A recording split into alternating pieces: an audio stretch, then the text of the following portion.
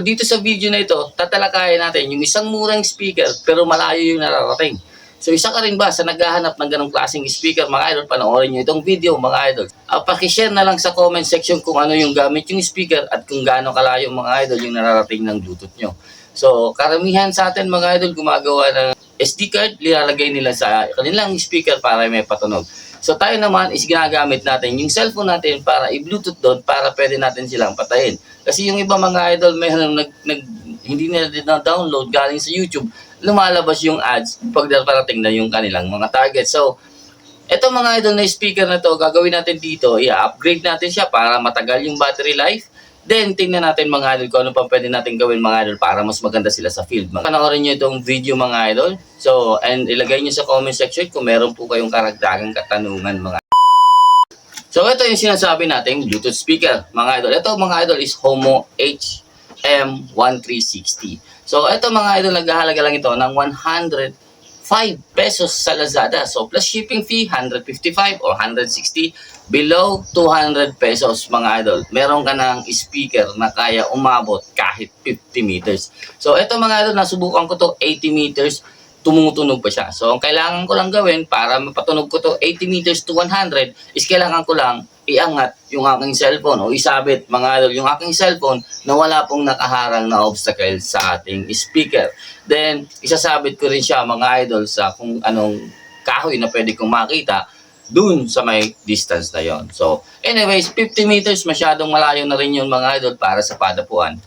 So, 50 meters guaranteed ito mga idol. So, ito yung kanyang speaker. So, pag binuksan nyo yung kanyang box, so, isearch nyo na lang yan sa Lazada mga idol or meron tayong link. Diyan mga idol, pakiclick na lang yan mga idol, then direkta na kayo dito mga idol. So, ito mga idol, sa description box sa description box. So, sa mga hindi po alam yung description box mga idol, mag-research kayo, i-check nyo yung description box. Nandiyan po yung lahat ng links ng sponsors natin, link ng ginagamit nating mga items mga idol. So, ayun. Ito, meron siyang kasamang USB cable. And ito lang naman yung kailangan natin. Ayan. So, ito lang yung speaker mga idol. Meron na siyang hawakan. Pwede din siyang FM radio. Meron siyang ganun. So, meron siyang AM and FM radio. Pwede din siyang salpakan ng USB. Then pwede nyo din gawin dito. Meron din pala siya TF card. So pwede natin lagay dito ang SD card. So meron siyang SD card mga idols, on-off switch. Yan. Tapos forward and etc. Anyways, hindi natin yan kailangan. So hindi natin yan kailangan. Yung kailangan natin ditong galawin is yung nasa loob. So gagawin natin dito sa video mga idol. Papalitan natin yung battery nito. So, itong battery hawak ko is 18650 mga idol. So, ito ang sample battery ko lang. So, yung kakarga ko dito is yung magagandang klase like Enoch battery, yung mga pang vape na battery, yung matatagal talaga. Yun ang ikakarga natin dito. Ito mga idol, free lang itong nakuha ko sa flashlight. So, yan lang ang isa-sample natin dito mga idol. So, dito, mayroon tong ilaw. So, pag inon natin ito mga idol, ko lang ito. Yan. Yun. Gumana. So, kung nakikita nyo, mayroon siyang ilaw. Aalisin din natin yan mga idol kasi ayaw naman natin mag-disco yung mga iyon doon sa spot natin mga idol. Ngayon, no? So, magdi-disco-disco yan. So, aalisin din natin yan mga idol. Then, lalagyan natin to ng tali. So, paano natin yung gawin mga idol? Dito tayo mga idol sa baba para makita niyo yung maganda kung paano natin ito ikakabit at babaklasin. So, ito yung speaker mga idol, 105 to below under 200 pesos meron ka na pong speaker na ganito. So, ito mga idol, hindi po ito waterproof, hindi po ito, pwede po ito mabasa, pero bibigyan ko kayo ng tips kung paano natin ginagawa yan at kahit umuulan, pwede natin ito magamit. So, ayan, wag lang ilublob sa tubig mga idol. Yung, dito tayo mga idol sa ating baba. So, ayan. Una sa lahat, mga idol, aalisin natin yung mga screw dito. Tatanggalin natin ito. Meron siyang 4 na screw. Ayan. Yun. So, ito na yung ating unit, mga idol. So, kung nakikita nyo dito, umiilaw pa siya and ito yung battery natin. So, itong battery natin, naalisin natin yan. Then, etong ilaw, aalisin din natin yan. So, para natin yan maalis na ilaw, mga idol, hahanapin lang natin itong wire. Itong wire dito. So, alisin ko lang yan.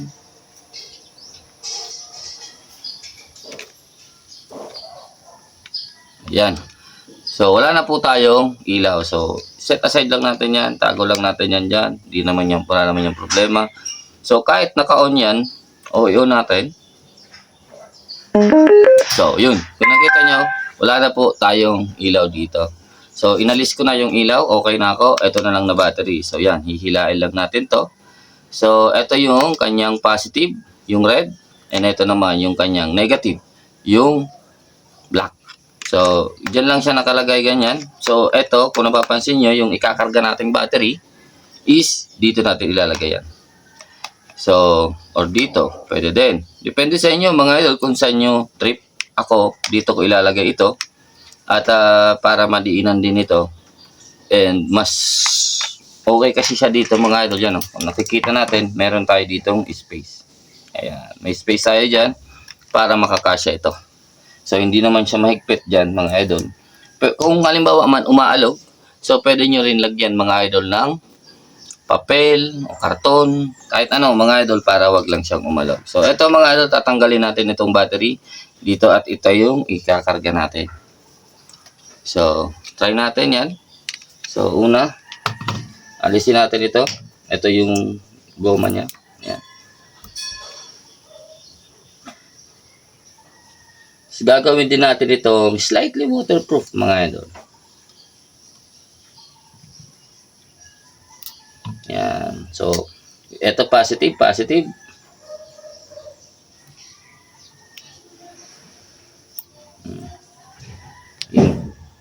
So, ito naman yung sa negative. So, try natin.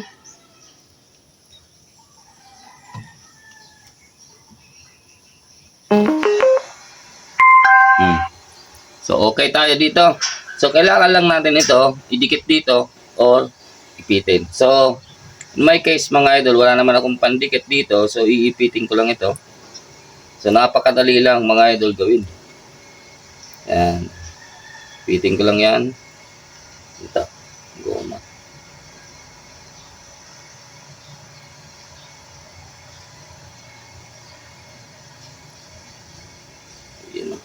Yan.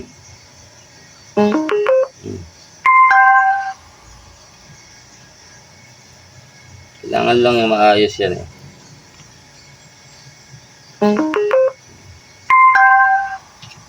Yan. So, pwede na yan. So, try natin ulit kung okay siya.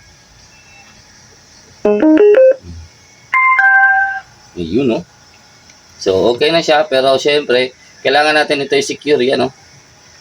So, kailangan natin ito i-secure. So, gagawin ko ito ng parang ganyan lang para medyo mahigpit siya dito sa goma. Para talagang dikit na dikit siya. Yan.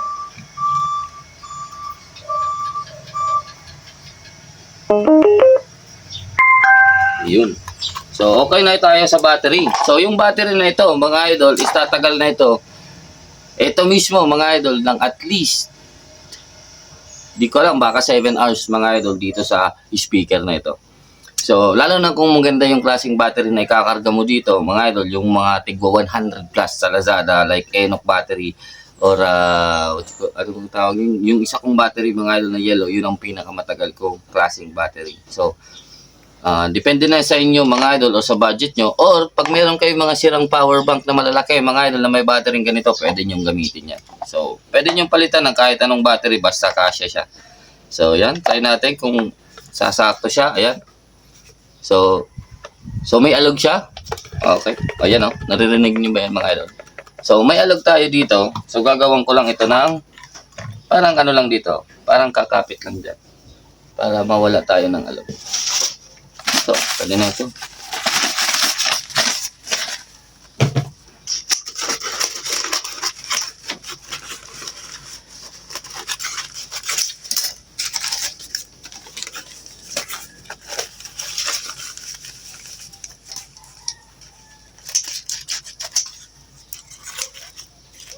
Pwede din goma ulit mga idol para hindi nyo kailangan ng mas mahigpit o mas ano.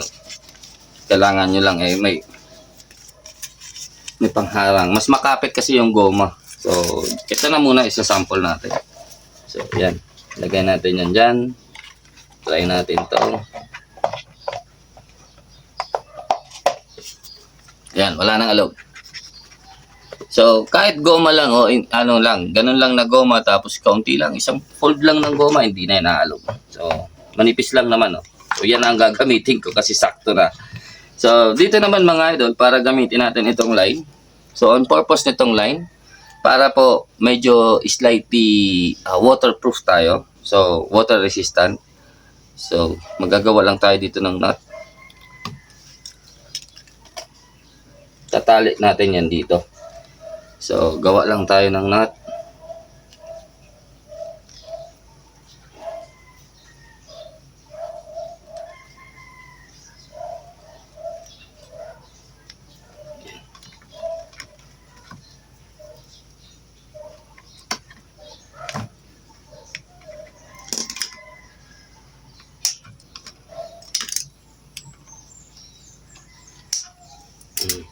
Okay.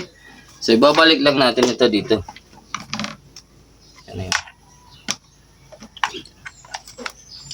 Yan.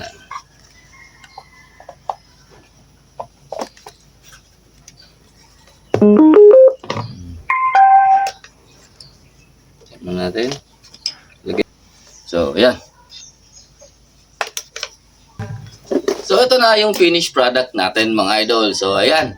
Ito na yung speaker natin mga idol na pang matagalan and pang malayuan na din. So, yan. So, sa mga nakapanood, thank you at nabutan nyo hanggang dito mga idol yung ating video. And sa mga nagpapareserve sa atin ng bipod at sa mother tongue, thank you po ng marami. And unfortunately, meron tayong isang bad news sa Astro 18. So, yung Astro 18 po is magpapick naman yung kanyang price. So, magiging 1,500 per dozen na po. So, pinag-iisipan ko, kung magbebenta pa ba ako, hindi na.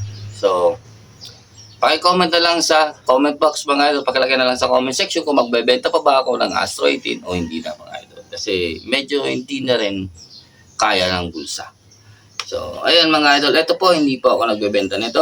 Nandiyan po yung kanyang link sa description box mga idol. Pwede nyo ito makuha sa Lazada mga idol. Murang-mura lang. Basta tandaan nyo mga idol, HM136 yung model kasi marami pong model ito, 4. So, tingnan nyo yung mukha niya. So, ito yung kunin nyo. Yung iba kasi malaki, tsaka malaki yung speaker, yung kanya dito. Pero mas malakas naman yung tunog nun. So, depende na lang sa inyo. Pero etong klaseng proseso mga idol, etong unit na ito, proven na ito sa akin sa long range na Bluetooth speaker. So, may nagtatanong sa inyo talaga na ang layo ng nararating ng inyong Bluetooth. So, ito yun, mga idol. So, napakasimple. Sa 50 meters, kaya nito abutin, mga idol, na kahit nasa baba. So, kahit ilagay ko yan sa baba, mga idol, patayuin ko lang yan. So, itago ko sa damo. 30 to 50 meters, kaya nito. So, pag medyo malayo na sa 50 meters, kailangan na natin siya iangat. Ilagay natin sa isang kahoy, sabit natin ng ganyan. Takpan natin ng damo o mga dahon-dahon lang para hindi obvious sa pagtatawagan natin. Pwede din. Ayan mga idol. So hanggang na siya lumalayo basta as long as na wala pong nakaharang sa inyong cellphone at sa Bluetooth nyo, dire-diretso po yung kanyang tunog. So ayan, napakaganda at napakamura lang mga idol, Bluetooth speaker na. So ito yung mga pangmasa. So ito mga idol, kahit maiwan mo ito mga idol sa field, wala, hindi masakit sa bulsa. And ito naman mga idol na battery niya, kaya naman ito tumagal ng 3 hours pagbago pa. So, pag bago pa ito, kaya tumagal ng at least 3 hours mga idol. So, matagal na rin yon. Or, pwede kayong magbaon ng maliit na power bank at isalpak nyo dito. Habang nag-charge ito mga idol, tutunog yan. So, as long as na may battery ito at nakasalpak yung power bank nyo dito mga idol, hindi po yan titigil. So, kung ayaw nyo nang baklasin o ayaw nyo nang palitan, o alisin nyo lang talaga yung ilaw. So, babaklasin nyo. Alisin nyo lang yung ilaw, i-charge nyo na lang siya ng wala kayong battery. So, lagyan nyo na lang ng power bank. So, ako, ayoko ng ganon mga idol, kaya pinapalitan ko yung aking battery mga idol para sigurado ako mga idol na talagang stable siya dyan or standby lang siya dyan. So, yun. Thank you mga idol. Hanggang dito lang. Take care. God bless. Peace out.